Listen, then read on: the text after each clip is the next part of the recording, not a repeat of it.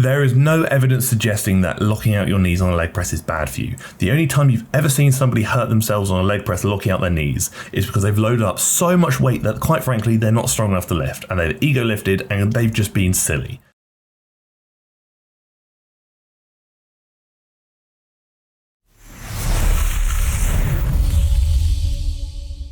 Considering the last video I did on this individual was an absolute banger, we're back again and we're going to talk about MDJ Fitness, my top 5 glute exercises, and I'm going to throw it out there now. They're probably not what you're expecting, and I've got a lot to say about them, so pepper yourself. If at any point throughout this entire video you actually just learned something from the video, I'd very much appreciate it if you did consider subscribing to the channel, because I nag about it all the time, but it does really help me, and if there's one thing I need right now, it's probably help in every capacity. Ask my therapist. I've gone through the video before. I've got a lot of points I want to address, so we're gonna get cracking. The first exercise of our workout today is going to be a superset. One thing about me that you'll notice as I post more workouts on my channel is that I love supersets. I love doing high volume stuff. That's actually one of the points I brought up in the last video I did on this individual, in which two things you don't really need to do, especially if your primary focus is building muscle, when in reality, if you are lifting weights in some capacity, there is going to be an element of that, meaning you want to build some muscle. Supersets, sure, if you're short for time, fantastic way to get a bit more volume in when you're a bit pressed for it. But if you can avoid them, I typically would. Genuinely, the only 2 times I would ever consider a superset is literally time, when you got to save it, or even just enjoyment. You enjoy them, you want to do them, go for it. But just know straight sets are going to be more effective. The other thing, high volume. Honestly, you just don't need it. Whether you're natural, whether you're enhanced, you don't need high volume. Quite frankly, most people will resort to high volume because, sadly, they're shying away from training hard enough, and if they train hard enough, they don't need as much volume. I think I've used this before, but that's like me saying you're going to work a full-time job, you're going to get X amount of money. You can either make that money in 10 hours or you can make that same money in 40 hours, depends how hard you're willing to work. Personally, I'd rather do 10 hours and work harder rather than 40 hours and not work as hard for the same result being the same salary. Same thing applies with volume. Work harder, you don't need to do as much. Don't work as hard, you're going to need to do more. We saw from the last video I did on this individual, the volume was obscene. I mean obscene. And if you're doing that much volume, and especially a beginner, intermediate, whoever you are, most people watching this video, if you do that much volume to sufficient intensity consistently, I guarantee at some point you're going to start telling me that something hurts. A lot of time injuries actually come from the fact that you're under-recovered and over-fatigued. And if you're doing too much volume, you're going to be over-fatigued, which in turn is going to lead you to be under-recovered. So if you hurt yourself or you're feeling hurt, maybe there's something going on there. Pass glute bridge and dead stop barbell hip thrust superset. This itself isn't actually a bad superset. When training the glutes, I like shortened position movements, so kind of getting a double shortened position movement here is okay. But one would argue, is this a superset or is this more of like a potentially a mechanical drop set? Kind of depends who you're asking, but I think it's actually fair. Range of motion isn't a huge thing here. Honestly, if you're getting to that shortened position, I'm pretty happy with it. Sure, you want to go through sufficient range of motion, but more isn't necessarily better with this movement. It is very much about kind of just going through the relevant range of motion. And what I would say is just don't be afraid to go heavy. Honestly, I say it all the time, but especially with the glute. Hang on a second. Okay. See, you think that looks like it's bloody hard. I guarantee she had a lot more reps left in the tank, which means to get sufficient stimulus, she's going to need to do more volume, which goes back to the point I made earlier, is if you're doing more volume, it's probably because you're not training hard enough. That's what I mean. You think that's hard enough. Trust me, I guarantee there's more in the tank. And honestly, if you want to grow, I really milk the 0 to 2 reps in reserve range. That's like 4, maybe even more, who knows. But what I'm saying, yeah, don't be afraid to go heavy. You can load a glute bridge or a thrust pattern pretty well, do that. 4 working sets, mad volume, 8 to 10 reps. I like 8 to 10 reps. I like 5 to 10 reps. Like anything in that range is my favorite rep range. 4 sets, mad. Don't need to do that much. Crazy, especially if you're doing that many exercises. If I'm doing an RDL, the most I'll do is 3 at max, maybe probably, that's a rarity. More often than not, I'm actually doing 1 or 2 sets because that's kind of all you need. Depending on how you structure your program and depending on how you structure your other workouts, which to be honest, great time to plug it. If you're not sure how to do that, I've got you covered because link down below in the description, you've got the link to apply to work with myself on a one-to-one coaching basis so I can help you achieve your goals, whatever they may be and wherever you may be in the world. You've also got the link to the tfnl group coaching, which for less than $1 a day, you can have all your programming needs covered because I'll do it for you. You can follow a program for either at home or at the gym, or you've got the links to the TFNL workout guides, which not only tell you what to do, they also tell you why you're doing it, and also show you how to do it as well. So they're all pretty bloody good choices.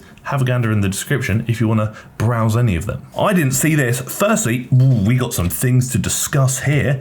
Sumo deadlift. I don't back it. I think biomechanically, a conventional deadlift is arguably going to be a bit more glute bias. This is going to be a lot more adductor bias than you might think. So that's one thing. The RDL is going to be even more glute bias. So if you're going to look at a glute movement, just stick to an RDL. Think about hinging the hips back. We like that. The sumo deadlift, why on earth, riddle me this, Batman, would you double underhand grip this movement? Double underhand grip is arguably going to be the weakest grip. The strongest is probably the hook grip or mixed grip, followed by overhand, followed by underhand. Firstly, strap up, because your grip will never be as strong as the muscles you're working here, so don't let your grip hold you back. Secondly, double underhand, why?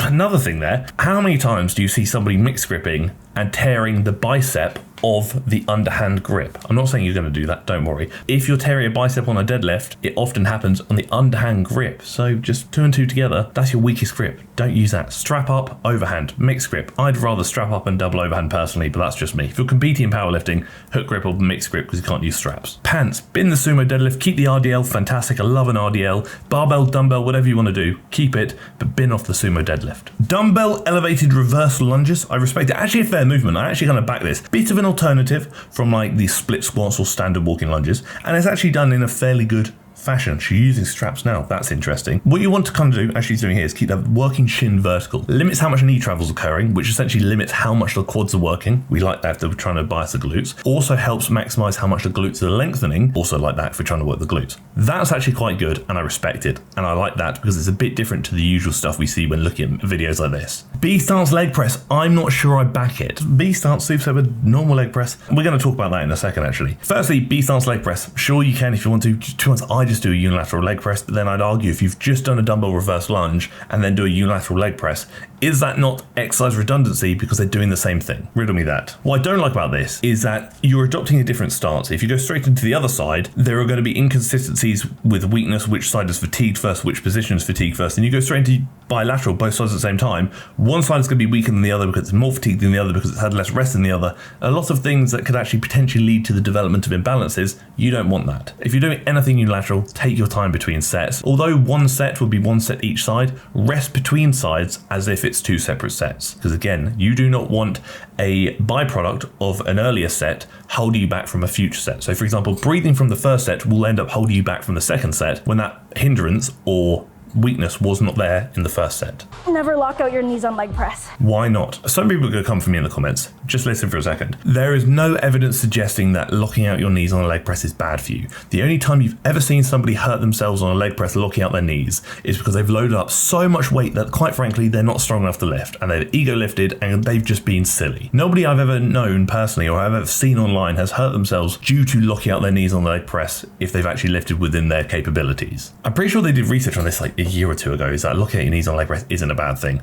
Do I lock out? I mean, I don't hyperextend, but I do get to full range of motion. I just think there's this big misconception that locking out your knees on a leg press is bad for you. No, it's not. The only time it's bad for you is if you lift like an absolute willy and you're going to hurt yourself because quite frankly, you can leg press 100 kilos, but you've loaded up 700 kilos on the leg press because you think people care about how much you leg press, when in reality, they don't. So now that we've completed the main workout, we are going to finish off with some Stairmaster. So we're going to do 5 minutes. I'm going to be honest with you, Stairmaster is probably my least favorite form of cardio because of all the forms of cardio, or most of the forms of cardio I should say, it's actually probably one of the most fatiguing. When you're doing incline walking, cycling, things like that, they're cardio, fantastic.